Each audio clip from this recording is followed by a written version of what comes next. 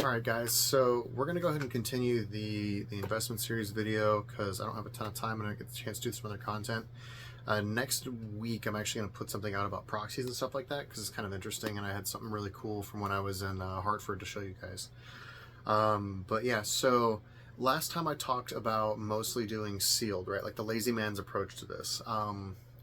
What I'll do next is kind of talk about like what I did and how I would go about it differently in the next like couple of sections for this. So what I started with doing, right, is back in 2020, 2021, like the COVID era stuff, right before COVID hit, I started spending like between $400 and $500 a month on like Magic and other assorted singles, Flesh and Blood stuff, that kind of thing. And I kind of just went like just bananas, right? And I just bought a bunch of stuff, and I kept buying, and kept buying, kept buying, kept buying, kept buying. I definitely was a little bit irresponsible early on with credit cards and stuff like that, and I kind of just went like full on Timmy, right? What I started doing about 4 to 5 months in, I realized that I was kind of being dumb, and I don't need to do it this way because one, I'm really cheap, and two, I like free stuff a lot. So what I realized was I could buy collections, right? Sell the stuff I don't need from the collections and then keep the stuff that I do want. That kind of came around to like my 80-20 rule, right? Like I purchased the collection for around 60 to 70% of the value, and I sell 80% of it, make a little bit of profit, and then I keep 20%, right? And I float that as just floating inventory. So what I started doing is I would take $500 to $600 a month and I would target these small collections, right? It was a lot of like $1 and $2 cards, $5 cards, $10 cards, etc. And I would just buy these collections all the time, right? Like if I saw it, I would just snag it, buy it, throw an offer. If they took it, great, and I'd immediately list it and start trying to rotate inventory.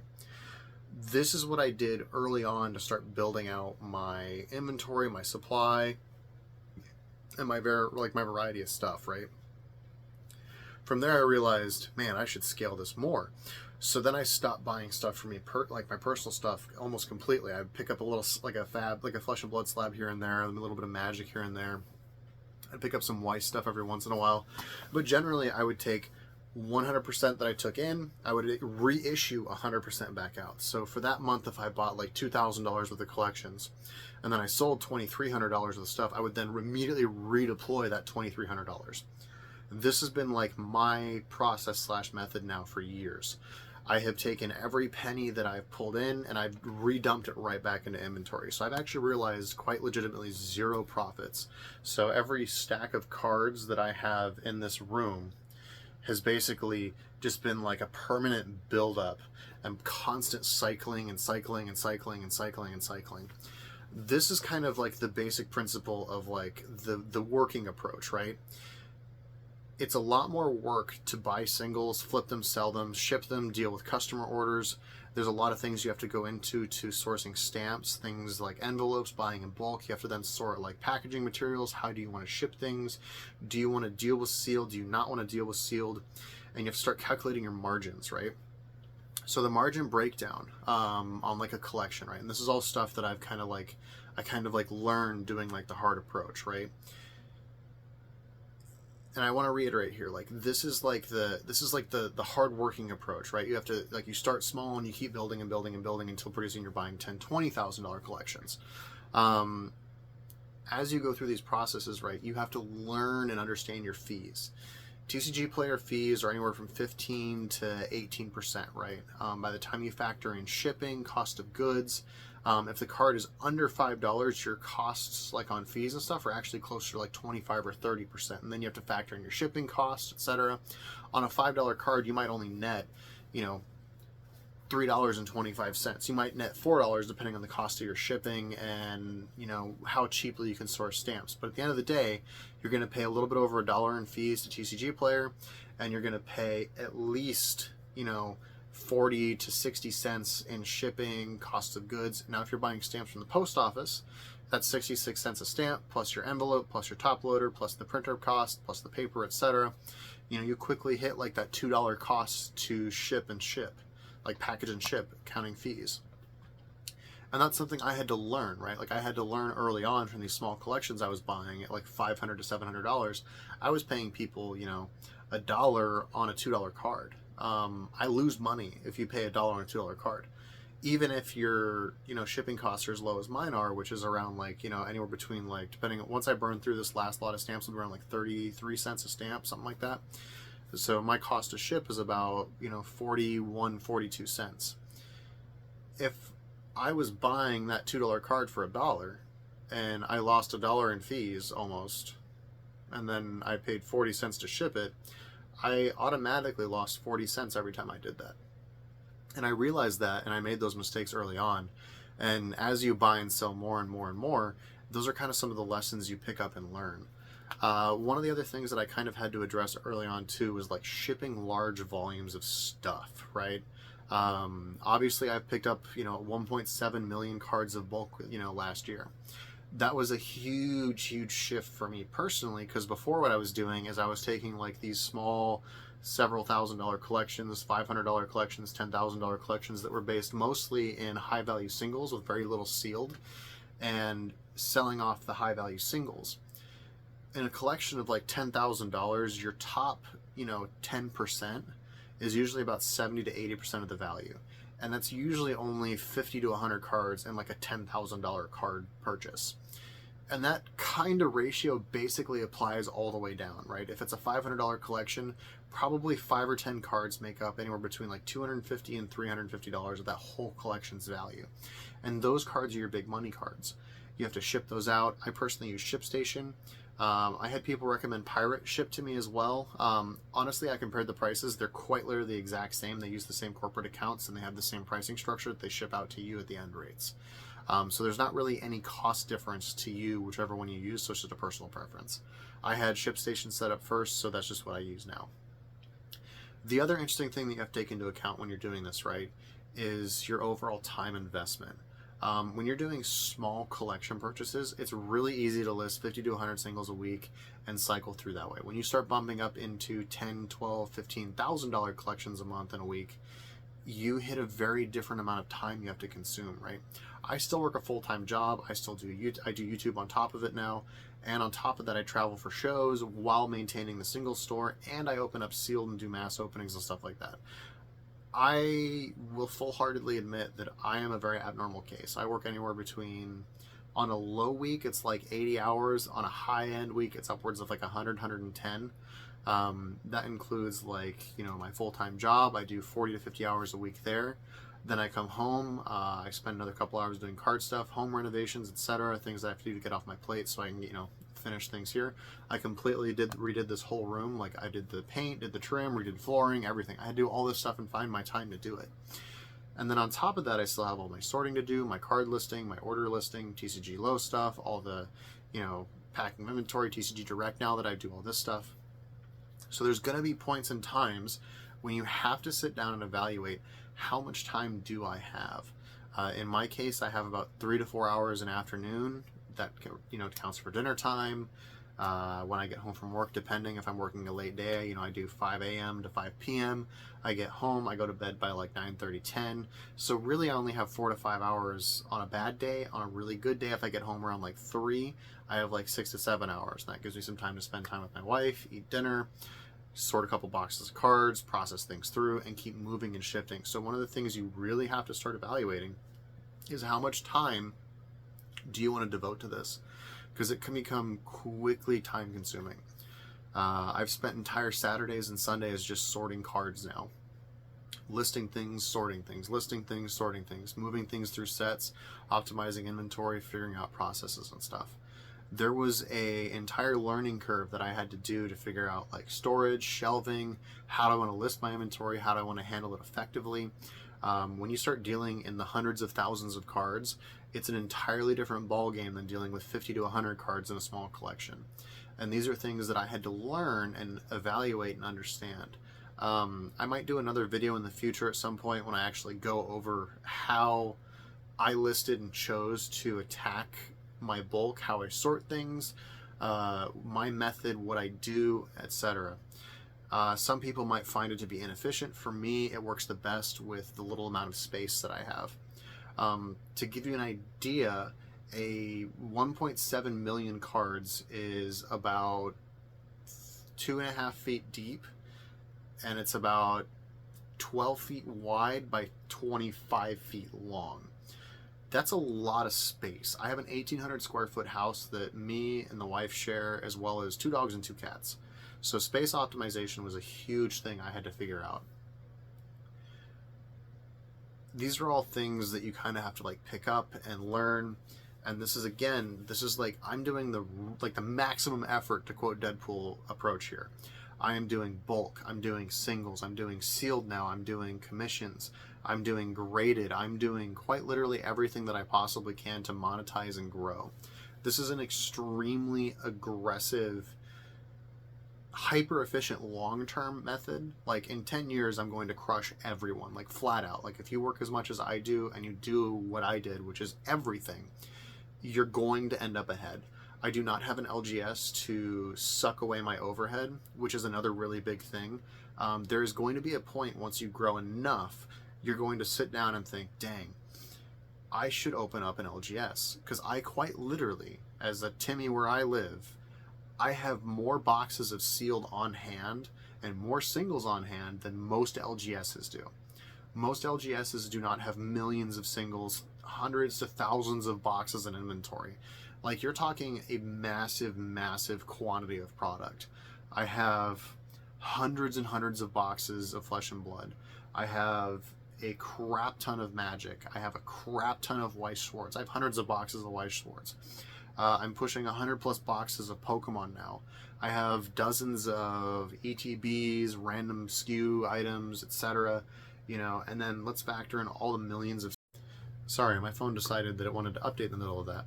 You know, that's a ton of inventory. Most stores don't have that. And I do have dozens of boxes of Magic too, because I think I'm pushing 50 modern. Okay. Now I think my phone is done updating. I think we're done being trolled by that. There is a different mindset that you have to have when you're doing this, because there's a lot more work involved, a lot more time, and your space constraints are very painful very quickly. All of these things take a certain amount of effort and willingness to make sacrifices, right? Like, I give up sleep so that I can sell more cards, list more inventory, sort things faster. These are all things you have to take into account. If you run an LGS, you can pay employees to do these things. However, your downside now is you have to pay rent on a building, you have to pay electricity, you have to pay employees, you have to pay for storage, you have to have a nice location. There's a lot of things that you have to go into in addition that just destroy your overhead. For me, if in my area, right, if I decided to open up an LGS, I'd be looking at around $3,500 a month for a decently sized location. That would cover more like rent, utilities in general for the most place, and that can go upwards of like 5 to 10 grand depending on how big of a location you want. But on average, we'll say $3,500. Now, obviously I work full time, so I would have to have someone also there basically full time. Even if I opened up at like noon and did like noon to 10, and then I took the night half of the night, I'm still gonna have to pay an employee 8 hours a day at about $20 an hour, 7 days a week. That's a lot of money, and it adds up quick. If the store gets bigger, I have to pay a second employee. Okay, well now you're okay, but you can write off that against your profit, and they can sort cards for you during the day. Well, the reality is they have to watch the store most of the time during the day, so one employee is probably going to be just enough to watch the store most of the time. There's going to be slow points where, of course, they can sort things and do other things, but the reality is most of the time they're going to be busy. Hosting events, doing Magic stuff, handling sales, etc. Like you're gonna get to a point where you're gonna have 2 or 3 employees. That gets expensive very quickly. 8 hours a day times $20 an hour, $160, 7 days a week, $700. You know, that's over $1,000 a week just in overhead. So now you're talking about almost $7,500 a month for one employee and just the rental place. Which means to pay for that, if you operate off of that 10-20% margin, you need to rotate $50,000 a month just to pocket a couple of grand and pay for all the bills and the employee. That's crazy. Like, that's crazy, crazy, crazy. That's a ton of money. Even me right now, with how I have aggressively targeted singles and bought and then redevoted all of my capital every single month, even I don't do $50K a month every single month. Like, that's crazy. I have some months where I hit close to $50K, but the reality is most of the time until this year is the first year I've started hitting close to 50K. It takes so much time and effort to get there, and it's so inefficient. It slows you down massively to have an LGS. So if you decide to go the hard route, don't open an LGS when you get to that point, because you're going to hit that point just through sheer acquisition of inventory. Don't do it. Stay away from it. It's not worth it. The other thing that I've kind of picked up and started doing is you're going to start looking at boxes and what the EVs are on them, how to min-max everything, right? If you truly want to take advantage of opening sealed and rotating singles once you hit that capital volume rate, you need to route 75 to 100 boxes to really truly average out a opening. You can still get hosed, kind of, but at 75 to 100 boxes, you have so many chances to just evening out your averages, it doesn't matter at that point. Which means you need to be able to devote somewhere between $7,000 and $15,000 per opening when you do this. That's a ton of capital. When you just start out, you're not going to have $500 to $700 and build up to a mass opening in a reasonable amount of time. Even if you're constantly cycling and you take your profit and buy a box, you're still going to take 70 to 90 months to get that that average of boxes. That's brutal. So don't do mass box openings initially. If you're going to take the hard work approach, target collections, target aggressively in that 60% range, and min-max your profit and just focus on just doubling up as many times as you can. You can take $500 one time, turn it into $700, then turn it into $900, turn it into $1,200, and keep power cycling that money. And over the course of even 1 year, you can turn $500 into several thousand. And then the next year you turn several thousand into 10 to 15,000, and you rinse repeat. Because every time you make these moves, you got to remember, if you take $3,000 and you make 20% on it, you're making $3,600 versus if you made 20% on $500, you only made $100. These ratios just get bigger and bigger and bigger. And as you're listing more and more inventory, more and more of it will sell. So that's something you have to keep in mind. There is a rule of attrition early on for this. Like, you have to be willing to devote a lot of time, and you have to be willing to cycle very, very quickly. I run a near zero balance in my account most of the time because I'm constantly out, constantly in, constantly out, constantly in. The only time I have a high account balance is when I'm about to prep for a massive purchase. Like, I'm prepping for a couple of things right now, so I'm building a war chest out. So I have a large amount of money that I'm not deploying because it's going to be deployed at a later date. There are other things you can do by starting an LLC, by doing business write-offs, rotating your inventory losses, etc. But that's kind of like a different video, and that kind of goes into tax crap that I'm not going to cover because I don't want to get sued or pointed fingers at. So what I would suggest doing as well is, if you're really going to dedicate to this, start an LLC, get a tax attorney / CPA who can walk you through the process, which is what I did initially. Or have a mentor or someone who is currently in the process of doing this walk you through it, show you the correct ways to do write-offs, how to do your losses, etc., how to manage inventory volumes, and all these other things, because you need to make sure you're doing this correctly, because if you don't, you can hose yourself really quickly. So yeah, I think I'm going to go ahead and call it here with this video, because now I get to splice 3 clips together because my phone sucks, and apparently updates are not immune to anything. So even my Android decides to have Windows updates and just yay, die. But anyway, that's a bit of a pathway into like the hard knocks, right? You power cycle your inventory, you start small, you build up, you keep buying, you keep buying, you keep buying, you keep buying, and you don't take money out for your personal stuff. You just go hard.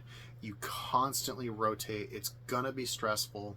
There is a lot of time, effort, and work you have to devote into that early, and there is just it's gonna be a learning curve. There's gonna be a lot of knocks on the cheeks and the chins, and you're gonna take some punches on the way through.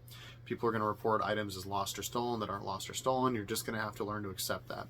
That's just kind of part of the process of going through all this stuff and having those moments through, because it's just part of the process, right? I had someone here at the house and they're like, I know what those letters are, and it's literally just these USPS return letters, and they're like, oh, sorry, we're not going to find in your favor, sucks to suck, and you're just going to be out like whatever the order cost. Or they might be like, oh yeah, well, it's our fault, you lost it, sorry, whatever, and then you'll get some money back. So they'll send you a little check in the mail, you can cash it, and you call it a day.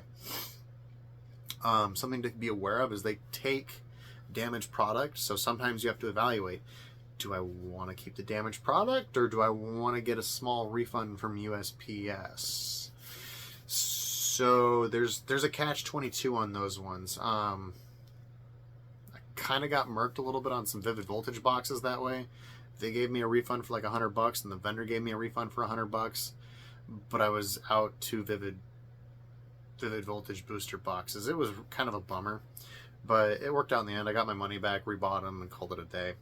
But something else to keep in mind is when that happens. But yeah, just be really ready to do a ton of work, because there is no like quick and easy way to do this. Like, it's just, you can start this with $100, you can start this with $1,000, $500.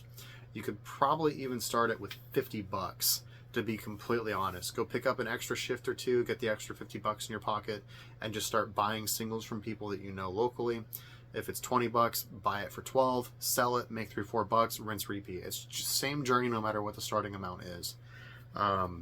You can do really smart things and aggressive things if you have the time. Go pick through bulk bins at stores. Stores have bulk bins sometimes they don't. See if you can make arrangements with stores to buy their bulk from them really cheaply, or if they'll just give it to you. There's a lot of things you can go do by building relationships and just talking to stores, figuring out what you can and can't get, prices, etc. It's a lot of work to do that, so don't be afraid to do it, but be aware that it's just more work that you have to handle. I'm going to go ahead and cut this here. The next video in this segment, right, I'm going to kind of go into some of the lessons learned, more of the lessons learned, and how I would have approached it differently going forward. Like, if I could take the past 4 years back and restart and do it slightly differently, and I'll start like right after like my degeneracy of like buying all the fab that I could possibly get my hands on. I'll start after that, right? So when I realized, okay, if I did this instead, I could save myself a ton of money. So I'll start there and kind of talk about like how I would have restarted this and done this to be even more efficient just from the lessons and stuff that I've learned. But thank you guys for the support and time. The channel is still growing. These videos I hope are going to do pretty well. I'm even going to try some like YouTube, like monetize, like some advertising things, and see how they do with like, you know, view counts, subscriber growth, etc. And see what we can get out of them. You know, I'll do a couple $100 tests and see, and you know, we'll see what it goes. And I'll let you guys know the results from those as well in a few weeks after I get that done. But thank you guys for all the support. I appreciate you guys. I will talk to you soon, and have a good one, guys. Stay safe out there. Bye.